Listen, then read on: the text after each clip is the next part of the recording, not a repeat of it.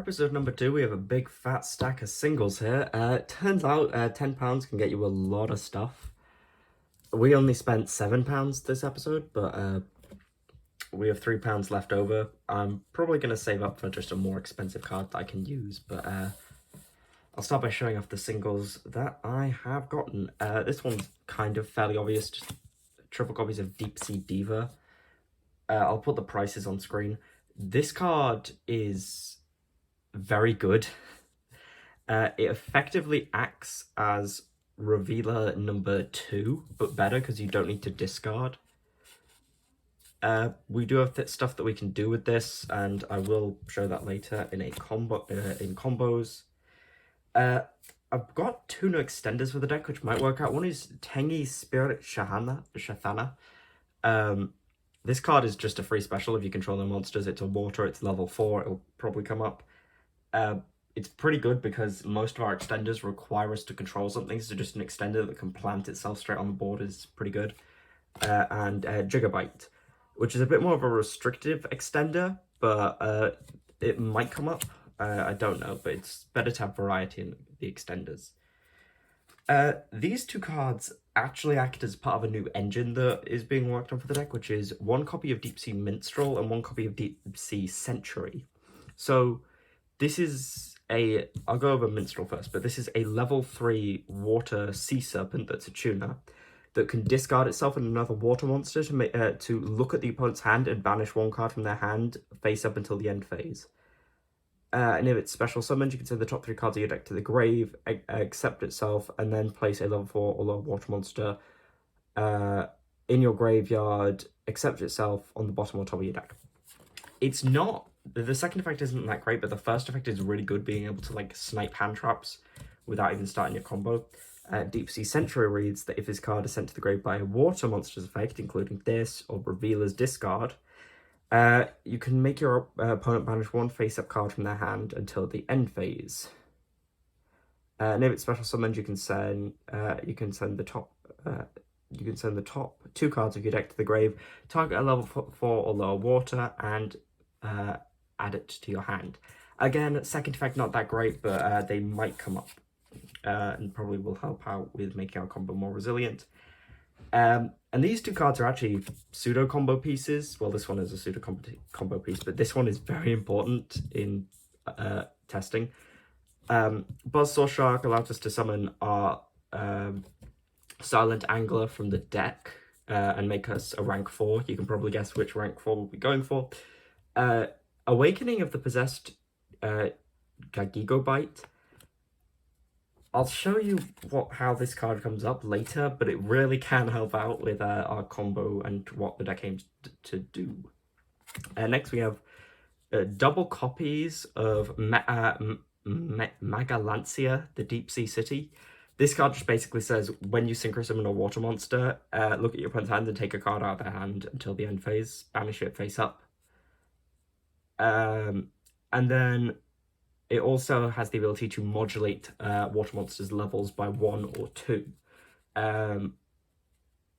which is pretty handy, being able to increase levels in order to adjust the combos. And then a copy of Deep Sea Aria. This can search Diva, this can search Minstrel, and Century might come up. You just have to banish a water for cost. It's pretty decent, fairly cheap. And then the last spell is Cold Bite. I feel like Cold Bite is just kind of an obvious pick. Being able to just stop a hand trap is really, really useful. For trap cards, with using the budget, I've got 4 new traps. The first one is Spiritual Art Water, AoE. This card requires you to tribute a water monster to look at your opponent's hand and send 1 card from their hand to the graveyard. This is searchable in our combo. I'll show you how when we get to the actual combo itself. And then for the last trap, we have triple copies of Paleozoic Canadia. It's just Book of Moon, but it can also revive itself as level 2, can possibly make us a synchro, I don't know. But being able to get extra bodies on for the grind game is really good. I got 2 new synchros. I'll go over them separately. The first one is Ravenous Croco Dragon Archnephthys. You can draw cards up to the number of non-tuners you use to synchro summon this. And then you can quick effect discard 2 cards to destroy a card on field. It gains attack for each card in your hand. It lets us dig deeper for stuff. and one copy of Deep Sea Prima Donna, which is a combo piece. We then have one copy of Abyss Dweller. It's the only Xyz we're getting. It's our main boss, I guess, now. It is our main form of interaction during the opponent's turn. And then 3 Link monsters. Area the Water Charmer Gentle is pretty cheap and might come up if we ever go against a water mirror match. Marincess is becoming pretty popular, so might come in handy there. Marincess Coral Anemone is just Monster Reborn. It's a link to Water Monsters, Monster Reborn. Probably going to come up a lot. And then, pretty obviously, Crystal Harky 5-packs.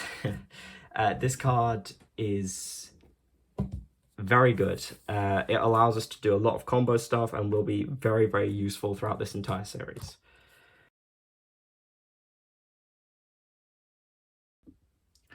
So we're cutting the following main deck cards for any of the cards that you see in front of you here, just because they generally do a better job.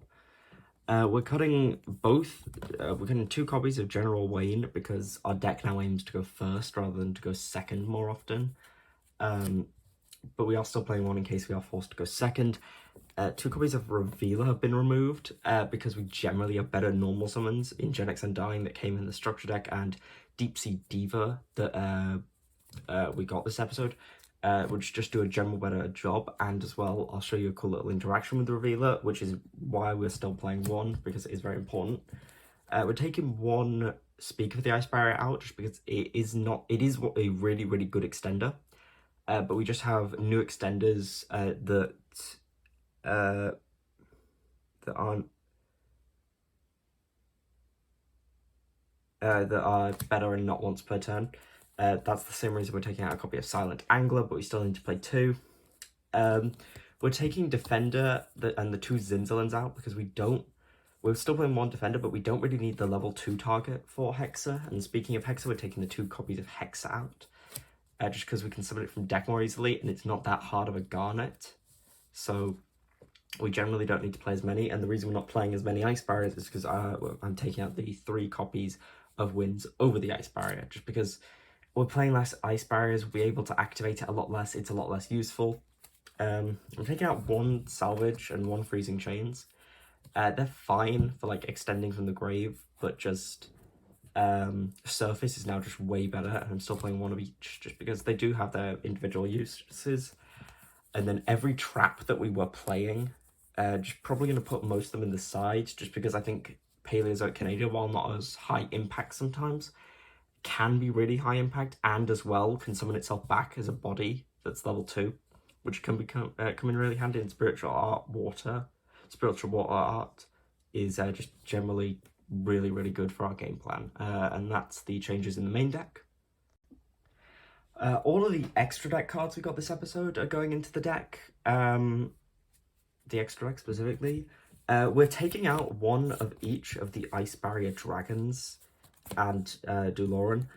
Except for Gungnir, we're taking out 2 Gungnairs just because it's generally the worst one and the one that would make the least. And we have a better 7 in Deep Sea Prima Donna. So the reason we're taking 1 out is it's very unlikely that we even make 2 of any of the Ice Barrier Dragons, let alone 3. So having the variety in the extra deck is much more useful than just having 3 of each of the Ice Barrier Synchro monsters. So it's much better to have all of these cards, which generally will have more uses than all of these cards. And that's the changes for the extra deck. Finally, for the side deck, we're taking out our 3 copies of Ishblan and Mirror because they generally aren't that useful and just kind of really corner case scenarios that we don't really want to be using these cards in. And the main deck traps, which we took out, are coming in just because they're still very, very good cards that can come in handy. So it's very useful to have Phoenix Trained and Crackdown in the side just in case we really need them. While these cards would never really come up. So that is it for the side deck.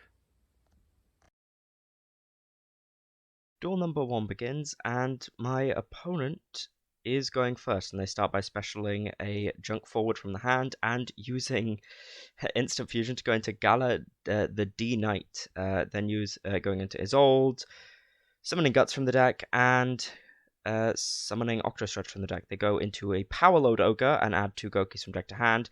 They discard a Goki to summon Headbat from the hand. They go Goki Rematch to summon back 2 Gokis. They link into Codebreaker Virus Swordsman. They chain link 3, adding even more Goki cards from deck to hand. They summon a Codebreaker 0-day from the deck, they link into a Codebreaker Virus Berserker, and link into a second Goki the Powerload Ogre, and return their copy of Divine Sword Phoenix Blade from grave to hand. We begin by specialing Shathana from our hand and using Medallion to add Revealer. We then go Revealer, discarding Fishborg Launcher to go into Hulk. Hulk summon Diva. Fishborg Launcher return itself to the field, going into a DeLorean, but at this point I realise that there's no way that we can out their board, and that's game 1. Duel number 2 starts with our opponent opening 2 Royal Tribute, a Solemn Judgment, and a Super Polymerization, which will be useful for them later. We start with Megalanica, the Deep Sea City, and do some generic water combo stuff. Summoning back Fishboard Launcher, going into Halqifibrax, summoning a Defender of the Ice Barrier, summoning an Aqua Spirit, going into Deep Sea Prima Donna, ripping a card out of their hand, putting that card back in their hand, going into a Revealer of the Ice Barrier, discarding our last card, going into Hexa, linking into a Marincess Coral Anemone, shuffling back one of their cards. We probably should have gone for Super Poly. We go Awakening the Possessed Gigobite, which rips a card out of the opponent's hand. We link into a Ravenous Croco Dragon Anephysis. We add 2 cards back to our hand, and we set a Spiritual Art Water Owie. They start with Super Poly, fusing into Mud Dragon of the Swamp, going for Terraforming, adding Necro Valley. They activate Necro Valley, and go Battle Phase. And they set a Solemn Judgment face down. From here, the game gets much slower. We set a Defender, we set a Canadia. We try to Tribute, it does not work. They pay 4,000 to negate it. We take 19 again. They set there can only be 1 to the field. We normal a Deep Sea Minstrel, they flip there can only be 1. There's nothing we can do. They go Battle, attack us for 700. We draw again, drawing a Medallion of the Ice Barrier, which isn't too useful right now. Adding General Wayne, going to end phase. We still have a Canadian hand. They go for 19. They set Judgment. We draw, and it's a Freezing Chain. So we attempt to activate it.